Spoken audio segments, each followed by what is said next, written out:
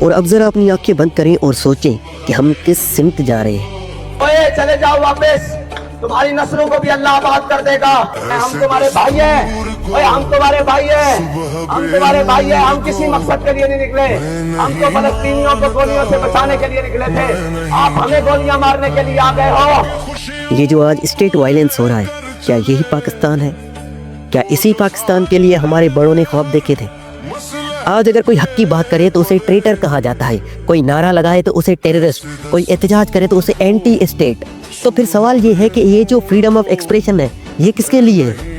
اب سوچو سعد رضوی اور ان کے بھائی کے بارے میں، تو پولیس کہتی ہے کہ وہ ہماری حراست میں نہیں۔ سوال یہ ہے کہ کیا اسے زمین کھا گئی یا آسمان نگل گیا؟ کوئی ایک ایسا بندہ جس کے ارد گرد 10,000 پولیس والے موجود تھے، وہ کیسے غائب ہو سکتا ہے؟ یہ مسنگ پرسن کا کھیل کب تک چلے گا؟ قوم دیکھ کر بھی اپنی آنکھیں بند کر لیتی ہے۔ مجھے کبھی کبھی لگتا ہے کہ ہمارے حکمرانوں کے مذہب ہی نہیں ہے، انہیں ٹوپی سے نفرت ہے، انہیں داڑھی سے نفرت ہے، انہیں عشق رسول کے نعروں سے نفرت ہے۔ اور اگر یہی چیز کسی عرب لیڈر یا کسی ٹرکش لیڈر کے پاس ہوتی تو یہی آج کے حکمران ان کے تعریف کے پل باندھ دیتے، مگر اپنے ہی ملک میں وہی چیز ایکسٹریمزم بن جاتی ہے۔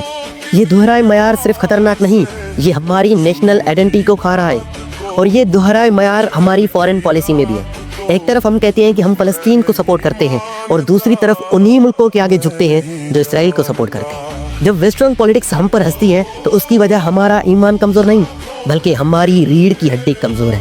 اب میڈیا سائلنس کو دیکھیں، ایک طرف بڑی خبر، بڑا ظلم، لیکن ہماری میڈیا خاموش رہی۔ لیکن ایک چینل تھا سما ٹی وی، وہ دکھا رہا تھا، باقی سب خاموش تھے۔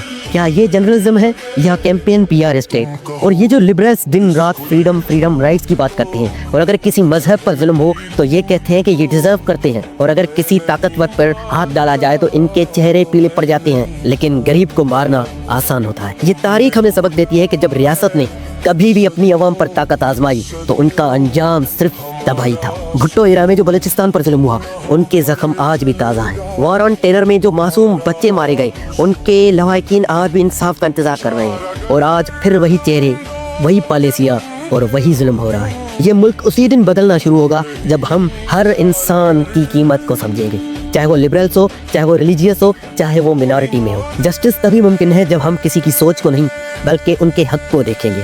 یہ ہے پاکستان کی اصل جنگ، reality versus propaganda, truth versus power. اور یاد رکھو، سچ وقتی طور پر کمزور لگتا ہے لیکن ہمیشہ زندہ رہتا ہے۔ سبسکرائب۔